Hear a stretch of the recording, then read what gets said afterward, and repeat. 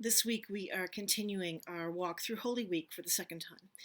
When we do this back in the spring, just before Easter, it's such a rush and we miss the details.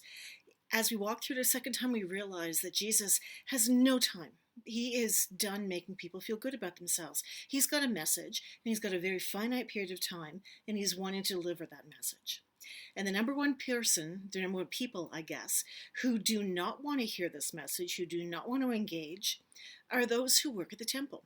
The priests, the rabbis, the scribes, the Pharisees, the Sadducees, all the people who have been part of the power structure of the temple. Remember, in the Hebrew tradition, this is prior to the year 70, the Hebrew tradition, everything is centered around the temple.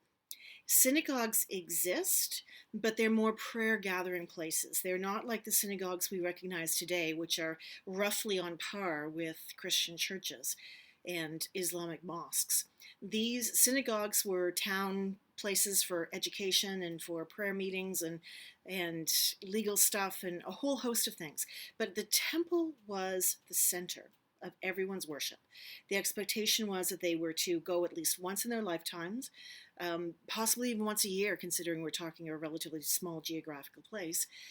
But everything was done. The priests, the Sadducees, the Pharisees, they dictated how people were to live their faith, how they were to follow cleanliness rules, what they were to wear, who was acceptable in the temple and who was not. All of that was decided by those who were essentially the temple establishment. Jesus came to upend that completely. They did not like that. And the lesson in this for us is the establishment, the people in charge of any given institution, will not accept anybody upending their power. And it doesn't matter what they call themselves. So let's get back into the parables. Jesus is talking to the Pharisees and the priests. They've already decided they don't like this guy. They want him gone, but they can't publicly counter him because the people support Jesus. They like the message that Jesus is giving them. So they gather together and they listen. And Jesus tells this story. And it is blatantly obvious. Many stories of Jesus, many parables, we have to dig down to see what is actually happening here. Not this one. This is really, really plain and simple. So Jesus tells them about the parable of the rich vineyard, the rich owner of the vineyard, and how he sent messengers to get the taxation, to get the payment from the tenants who were taking care of the vineyard. And those tenants killed and beat every single messenger that the owner sent. Finally, the owner decides, I'll send my son. Surely they'll respect him. Not so much. They were even more violent, more vitriol against the son. So eventually the father comes down, the owner comes down and tells them, you have completely disrespected our agreement. You've completely disrespected the people I have sent to work with you. I'm getting rid of you. Gone. You're no longer going to be part of the people here. I'm giving the responsibility of this vineyard to other people who understand that obligation. It would not take very many brain cells to realize this story is about those in power over the temple. We don't have to unpack the story, but there's a few metaphors in there that kind of add to the richness of it. First of all, the vineyard. Vineyards are not like planting seasonal flowers. These are lands that have been passed down generation to generation. They include vines that can be decades, if not older. I'm not a vintner, so I can't tell you how old they are, but they're family legacies. And they are pruned and they are cared for year after year in order to get the wine that is necessary. These are not light-hearted farmers who own these things. These are people who invested in the care of the vineyard. Wine itself, that was the liquid of the people. It was the one easy way of ensuring people got their vitamins and nutrients through the year when the crops were not ready. There's often a conversation about where we, as low church Protestants, how we approach wine. But the reality is that wine is ubiquitous. It has been through most of the countries, most centuries. And it's only with the abuse of wine that people have risen up and started to say, we've got a problem here. That wasn't the case 2,000 years ago. Sure, there were people who drank too much, but it was the common drink. That's one of the reasons Jesus used wine and bread when he held that last supper, was because they were the meals, they were the items on everybody's table at least once a day. So we have lands going back hundreds of years potentially. We have the liquid that kept people sustained and healthy and alive. We now have the owner who sent messengers. If you look at the Hebrew scriptures, towards the end of it is all the lesser prophets. All of those prophets, which the word meant teachers, not anyone who predicted the future, but teachers of the way of God. All of those prophets, the people disobeyed. They dismissed. Some of them met a very, very unfortunate end. John the Baptist being the most recent in that string, where the king actually killed him. This is the Gospel of Matthew, after all. King had him put to death. Those who were trying to follow the principles of God did not hear, did not listen to, did not receive or accept God's various messengers. So finally, God sends the only Son, the beloved.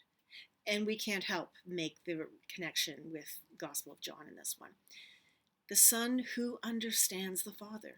The Son of Man, the Messiah, the various names that have been brought up through the Gospels, especially through Matthew, relating it back through to the history of the Hebrew people, because that was Matthew's thing, connecting all of this, that this is Jesus was part of a through line that goes all the way back to Moses and Abraham, that they did not accept this Son, that they beat him, they killed him, and they dismissed completely the messages and the messenger that God sent.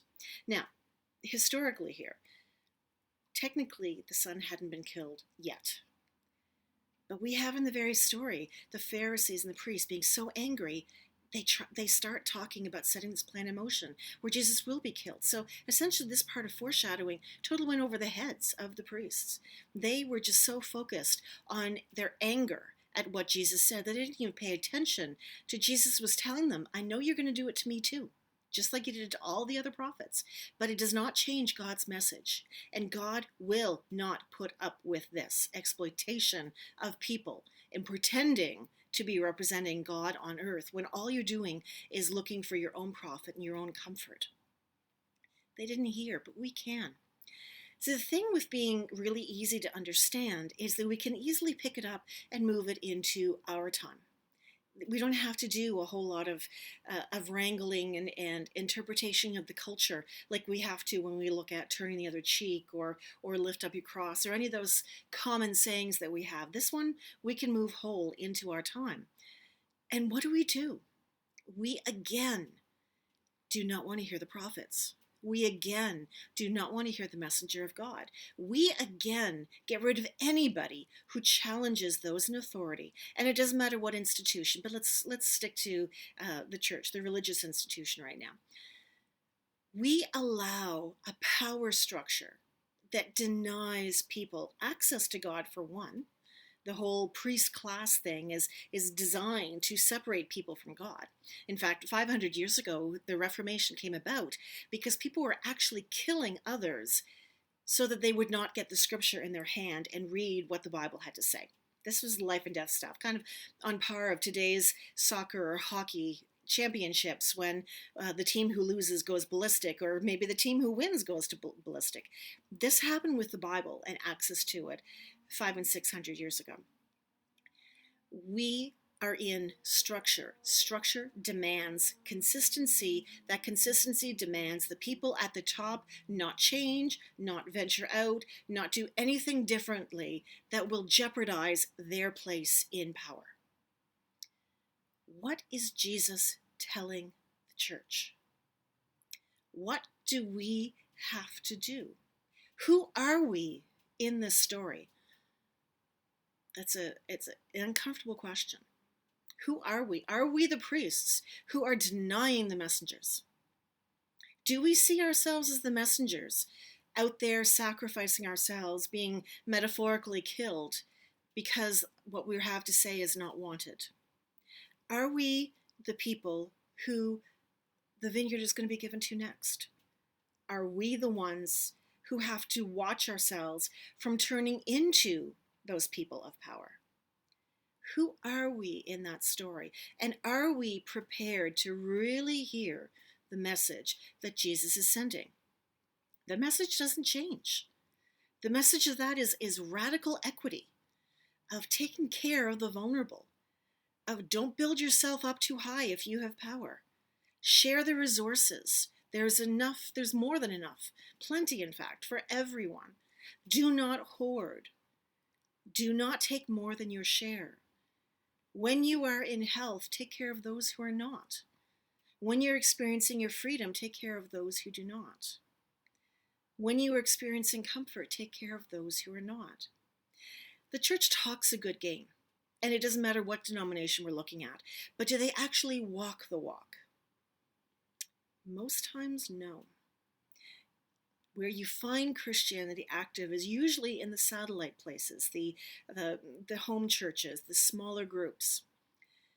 We have to warn each other. We have to be careful for ourselves that we don't fall into the comfort trap, because it is alluring, but it's not what we're here to be.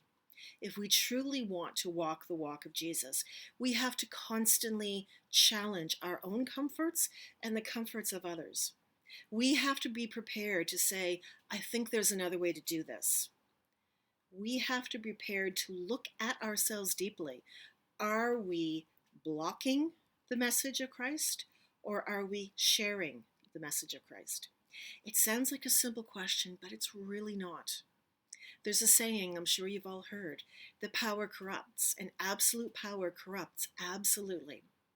When we have an institution that dictates morality and who is acceptable, not only have they lost completely the message of God, but they have turned themselves into the Savior.